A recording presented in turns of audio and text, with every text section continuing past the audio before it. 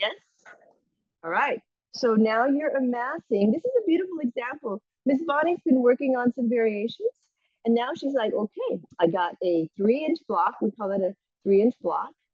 She got one of those. She's got 2 blankets and she's got her strap and she's got a chair and some super blocks. She's got the stuff. And the beauty of the stuff is not about how many possessions can I have. It's more about how much support can I bring into my practice. And once again, trying to get the nervous system to say, this is a good idea. And the more support, then the breath will be a little bit calmer because you'll feel like I'm not going to fall over or harm something or change or create something that shouldn't be happening. That's important. And so if we can do that, then we're good to go. All right, let's go back to our, we haven't done it yet, extended side angle. Extended side angle looks like a warrior two, kind of, but we're gonna be a little bit wider in the legs. Let's get, face the long edge of your mat. Right hip, right knee, right foot, turn out to the right side. Nice, Bobby. Yeah, holding on to something is a great idea. We bend into that right knee, and this time we bend and we're a little bit lower. And you can decide, I'm going to stay right here with my arms because I'm working on my legs a little bit and they're a little bit wider. Or you could put the right hand on the outside of that right thigh, the left hand to the front of the left hip. The hips turn, the belly turns, the ribs turn, the chest turns, the neck turns, the head turns. We reach the left arm. Maybe that left arm reaches overhead and we breathe. Doesn't matter how much we do. Breathe 2. Breathe 3. Breathe 4. And breathe 5. Strong through legs. Inhale, push all the way up. Inhale and exhale. Knees and feet face forward. Other side. Left foot turns out. So, check it out. See what you're going to do with it. Right foot faces forward. The legs are wide. Good. I like that. Frank went, let me see. How's my foot? These are important things because not only do we not want to fall over, but what we're trying to do is set the best foundation for our work. Press the hips to the left, bend that left knee. We're getting a little bit wider and deeper and holding. You could stay right here saying, yeah, I'm just fine. I'm holding on to something. I feel good. Or left hand to the outside of the left thigh, right hand to the front of that right hip. Turn the hips, belly, ribs, chest, neck, head. Reach, reach, breathe 1. You decide how much. Good job. Breathe 2. That's it. Breathe 3. Breathe 4. Breathe 5. Strong through the legs. Inhale, push all the way up. Inhale and exhale. All right. Bend the knees, step the feet together. This next posture, Miss Bonnie's going to do warrior 1 again. This is the one where we do balancing prayer twist. Now, when you have the foot behind you, like your left foot behind you, that's the one where I don't want you on the ball of the foot. So we have some options, but what we've decided to do is have you stay in warrior 1 position and just kind of work that way. So those of you who choose are going to do our, we call this position, our balancing position is a crescent lunge variation. So you're standing tall, facing your short edge of your mat. You step the right foot forward. You can hold on to something. Your left foot comes back. Miss Bonnie's going to do warrior 1. The rest of us are going to consider either holding on to something, anchoring through the right foot, bending into that right knee, holding and balancing, firming the thighs, the buttock, reach, hold. Eyes gazing at a point that's not moving. Breathe 1. Breathe 2. If you choose, the arms can go vertical. Breathe 3. We're balancing. Breathe 4. And breathe 5. Right hand comes to the right hip. Left arm reaches forward so we can turn the hips to the right, the belly to the right, ribs and chest. Good, nice. That's it. Oops, me, I'm falling over. Breathe 2. Looks good, Miss Bonnie. Breathe 3. Breathe 4. And breathe 5. Then we come back center. Arms come to vertical. As you inhale and exhale, and then we release. We step that left foot carefully to the right in case there's a puppy dog underneath your body. All right. Well, she just changed her. So here we go. Let's go do that same action, but on the right-hand side. So if there's a puppy dog behind you, then you're going to be very careful. Left foot forward and the right foot comes back to not squish a sleeping puppy dog. Turning the hips to face the short edge of your mat. You can decide if you're going to stay in Warrior One or come into balancing on the ball of that right foot and hold. Shoulders back and down. You can stay here, reach the arms to horizontal, hold. And we're trying to engage through the muscles through your thighs. The thighs, the buttocks, front and back, hold, breathe. We can stay with the arms horizontal or reach the arms. Breathe 1, vertical. Breathe 2. Breathe 3. Breathe 4. And breathe 5. This left hand comes to the left hip. The right arm reaches forward. And we turn the hips. We let the hips go to the left, then the belly, then the ribs and the chest. And we firm through the muscles. Breathe 1. Breathe 2. Breathe 3. Breathe 4. And breathe 5. Inhale, look forward. Exhale. When you're ready, breathe. Step that right foot towards the left. And if you got a puppy underneath you, then you got to go with awareness. Make sure you get really big steps. Up and over. Okay. Good. Beautiful. So now, how do we feel? You like your variations? Variations are very important. This practice is not about perfection in the sense of looking at a posture on the magazine and going, well, I need to look like that. That's not what we do here. What we're doing in this practice is we are getting an awareness of what our own body is. People ask me, Nydia, what is this therapeutic yoga that you're doing? In this therapeutic yoga, what we're working on, each of us is learning how to help our own body move to its best potential. I'm giving you some ideas of awareness, like standing mountain, Tadasana, and an awareness of feet attempting to be parallel and hips attempting to face forward. But each of us is different. We all come with different experiences and, different surgeries, different things that we've experienced, injuries, or different shapes. I could tell you that your feet and your hips are supposed to do something, but maybe your hips have never done that.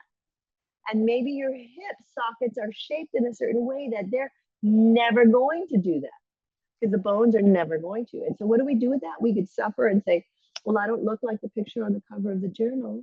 Or we could go, oh, this is what my body does. All righty, let's now move into intense side stretch. So for intense side stretch, we're going to either Frank's going to get his chair. I think Bonnie uses her chair too. And we're going to place our blocks in position. Well, hello there, little sleepy one. Yes. And as we take our right foot forward, thank you very much. You know that we're in the middle of a change here. Left foot back as we're holding. Strong through the arms. The right hip pulls back. The left hip goes forward. We firm through the thighs. And if you can, I want you to feel your spine lengthening energy through the top of the head and through your spine, through your tailbone. And then you're going to try to straighten the knees as straight as they'll go. So Frank, I want that back foot to come forward. You got it. Nope, you were correct. Turn it around. Yeah, you know, you're intuiting something. And what you're missing right now are your blocks on your chair. You're like, something didn't feel right. So this is good news. Now step the left foot out to the left a little bit more. Thank you. And get that left heel on the mat. So step it closer to you, a little bit more. Good. We're going to, is that better? Yeah. Yes, and so the legs are trying to be straight as the right hip pulls back, the left hip goes forward, the knees are as straight as they can be, and then you're gonna bend from the hips just enough to go and feel a stretch. If the knees bend, then you know you've changed too much. Let your head drop down, let your breath be steady. Inhale and exhale. Each of us are unique. So how far one person goes down would be for them. Another person will go down farther or not so far. Each of us are going to the place where you can breathe. Breathe. Place your eyes on something that's not moving. Breathe 4. I can place my drishti on Gooby because she's once again decided to take a nap. Breathe 4. Ah, the life of a pup. Breathe 5. Firm through the thighs as you inhale and exhale. Now we're going to extend the spine. And this was one of the reasons, Frank, why I want to make certain that you had those support, because right here, when we go into this movement, right hip pulls back, left hip goes forward, extend your spine, open your chest forward. Imagine you're sticking your butt out so that we're not in a flexed and rounded spine. We're trying to extend, open the chest. Now the left hand stays on the left block. The right hand comes to your right hip, and we turn the hips first. Firm through the thighs. Then the belly turns to the right. Then the ribs turn to the right. Then the chest turns to the right. Then the neck and head. And it doesn't matter how far we go. Ooh, that looks great. I hear you over there. Keep breathing. The right arm can stay at your hip. The right arm can reach. Each of us are unique. Breathe. In this position, I'm firming my thighs. You can reach the arm, Miss Bonnie. Breathe 2, because each of us are different. One of the things, breathe 3, that I don't want us to do is be so intent on getting the arm up here that we miss the hip work. Breathe 4. That's why I will say, don't worry about the arm. Breathe 5, and now come back. Right hand on the block or chair. Inhale and exhale. We're gonna stay there. I'm gonna move my block so you can see what's happening at my right ankle. Oh, and see what Frank can see it. Dorsiflex that right ankle and extend the toes. Breathe. Hold there. So I'm gonna move my blocks back so I won't fall over, but stay right there. So what I want you to notice is that the toes are extending as much as they can. Your heel is on the mat. You're also trying to extend the toes of the left foot too. Yeah, breathe. And you're trying to breathe while you, now I'm gonna move my blocks, Frank, so you can see what I'm gonna do. Invert and evert the ankle. Yes, sir. And we're turning the sole of the foot to center and out to the side. I'll keep this right block where it is. While you are in the bent forward position, ladies and gentlemen, what this does, we're putting a lot of stretch on the tissues, the muscles, and the connective tissue, the fascia, along the back of the thigh, the back of the hip, through the spine. Now hold that position, dorsiflex, flex the toes. Welcome to Nydia's world. Try to keep the dorsiflexion and invert and evert again. Breathe. This is not easy, but boy, is it valuable. Breathe, breathe, breathe. We're putting a lot of stretch on the nerves, and we're putting some strengthening activities. Now release that right foot down. Woo. Elevated downward dog. Hands on your chair, onto your blocks, onto the mat. We step that right foot back. We stretch. Arms and thighs. Breathe 1. Breathe 2. Breathe 3. Breathe 4. And breathe 5. And now we're going to step the left foot forward while the right foot steps back, stays back. And I want you to notice once again, nice, Frank, But the feet are hip distance wide. Miss Bonnie, bring your left foot out to the left side a little bit more. Yes. Anchor. The left hip pulls back, the right hip goes forward. We firm the thighs. We cascade over. The knees are as straight as they can be. There's only a few times where you're going to hear me say, go ahead and try to hyperextend your knees.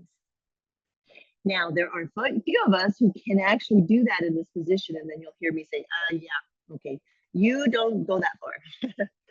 Breathe one, and that's because we have too much flexibility and not enough stability when we're just kind of hanging out there. Breathe two. Breathe three. Make a muscle at the front of the thighs. Breathe four. We're still lifting the toes to feel the support through the structural arch as best as we can. Breathe five.